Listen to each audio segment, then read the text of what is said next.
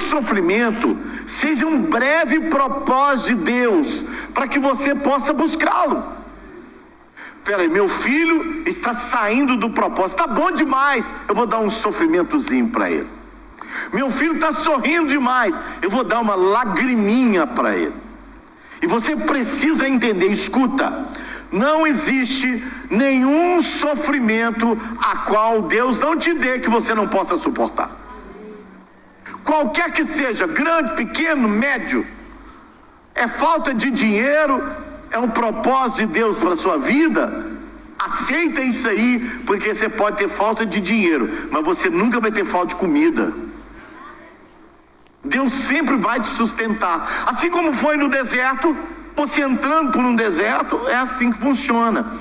Moisés morre, alguma coisa morreu também na vida de Josué, tanto que o texto é muito claro: Moisés, meu servo, é morto. Aquilo que talvez te segurava, aquilo que talvez não deixava você entrar, aquilo que talvez não deixava você partir, aquilo que talvez não deixava você romper, morreu. Ou não? No caso de Josué, morreu. Mas você precisa se perguntar: meu Deus, o que me impede de fato de romper? O que te impediu de romper nesse ano de 2024? O que me impediu de dar um passo à frente? Nesse 2024, eu tive muitos medos, principalmente na área do trabalho. Tive muitos medos. E pensava, falei: meu Deus, o país está assim, eu vou endividar. E infelizmente não tem empresários, muitos poucos empresários que não são endividados, irmãos. Tem que fazer dívida.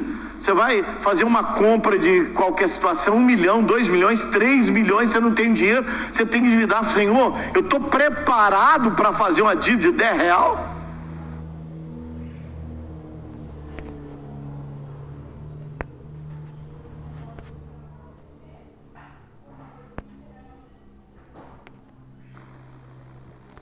Eu estou preparado. Então, esses eram os medos. Lendo um livro, estou tentando lembrar o nome do livro aqui, ele fala exatamente isso, que a maioria dos empresários brasileiros, eles estão completamente endividados. Eles podem ter o patrimônio dos seus bens vendíveis, vendáveis, mas eles não têm o dinheiro que eles precisam naquele momento.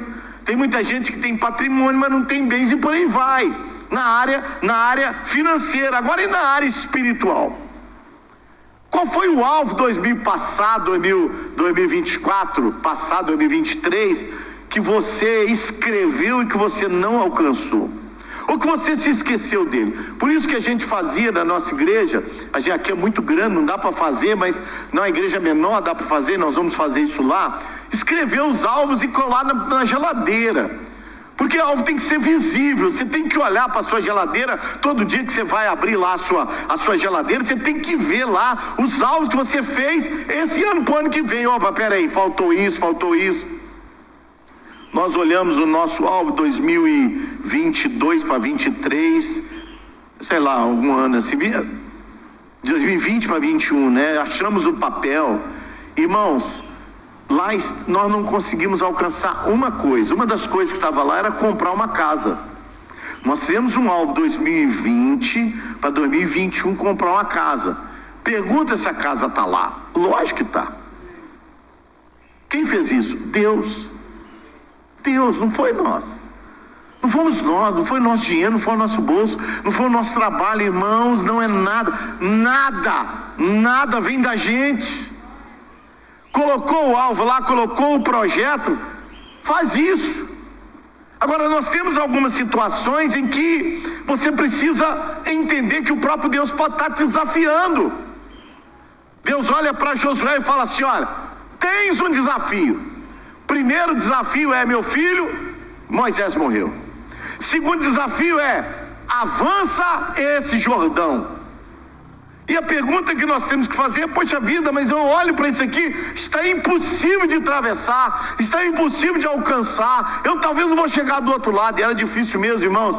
Alguns escritores vão dizer que o Jordão tinha 30 metros e 5 metros de profundidade, mas outros vão dizer que o Jordão chegava a 30 metros, mas de profundidade chegava a 50 metros. Você imagina um povo atravessar aquele Jordão, já há 40 anos sofrendo, entre aspas, porque eles achavam que sofriam, mas não olhavam a bênção de Deus. O problema é que a gente sempre olha o sofrimento, mas esquece que no meio do sofrimento, Deus fechou a boca do leão, acabamos de cantar. Então nós precisamos começar a pensar nisso. Aí sabe o que ele lembra? Peraí, eu lembrei o que o meu pastor Moisés sempre pregou: se o mar vermelho está na sua frente, levanta a mão e atravessa nele a seco. O desafio tem que ser lembrado também nas coisas passadas que deram certo. Não é pensar nas coisas passadas que deram errado. Ah não, eu tentei atravessar o meu mar, mas ele não funcionou. Eu tentei de barco, mas não teve jeito. Tentei nadar, mas eu morri no meio do caminho. Irmãos, pensa nas coisas, que por isso que a Bíblia fala: pensais que nas coisas que são lá do alto e não nas coisas que são aqui de baixo. E trazer à memória aquilo. Para de pensar naquilo que te desespera. Começa a pensar naquilo que te dá esperança. O que te dá esperança são coisas boas. Então começa a pensar coisas boas. O que me dá esperança são excelentes alvos. Então começa a escrever excelentes alvos. O que me dá esperança são coisas grandes, alegres. Então escreve coisas grandes e alegres, porque o teu Deus, o meu Deus, o nosso Deus pensa em coisas grandes e te dará coisas grandes, se assim você quiser. Se você for pensar pequeno, Deus vai te dar coisas pequenas. Então Moisés e agora Josué, como é que eu vou atravessar esse mar? Opa, lembra de Moisés? Ele atravessou, e escuta, não somente atravessou, mas você também estava lá. Lembra? Senhor, mas isso aconteceu há 40 anos atrás. Não importa, mais de 40, né? 41 anos talvez, 40 e poucos anos. Não importa o tempo. Não importa o que aconteceu. Se você pensar nessas coisas boas, você vai começar a trazer. Não é mentalizar não, irmãos. Esse negócio de mentalização é fria, né? Isso é coach. Eu não estou dizendo para você mentalizar, eu estou dizendo para você colocar em prática aquilo que você acabou de orar. Eu posso o que a Bíblia diz que eu posso. Isso é um jargão que a gente usava muito na Donep, né? A Donep faz isso. Por quê? Porque as pessoas que vão na Donep são grandes empresários e eles pensam em livros. Eles colocam a segurança dele em livro, mas nós colocamos a nossa segurança nessa palavra que é viva e eficaz. Irmãos, outro dia eu estava lendo o sinal, e foi no livro de Josué. Eu lendo daquela forma, e a letra começou a crescer na minha frente. E começou a crescer. É interessante quando você tem uma revelação, né? Parece coisa louca, parece que a gente tá ficando doido mesmo. Depois eu descobri que eu sou meio doido mesmo. Aí a Bíblia começou a crescer, a letra começou a crescer, a letra começou a crescer. Quando eu assustei, eu estava dentro do livro de Josué, como se eu estivesse num filme. Eu não parava de ler, eu falei, meu Deus. Aí eu comecei a ver o que o texto estava me dizendo. Ou seja, sem revelações, sem outras coisas.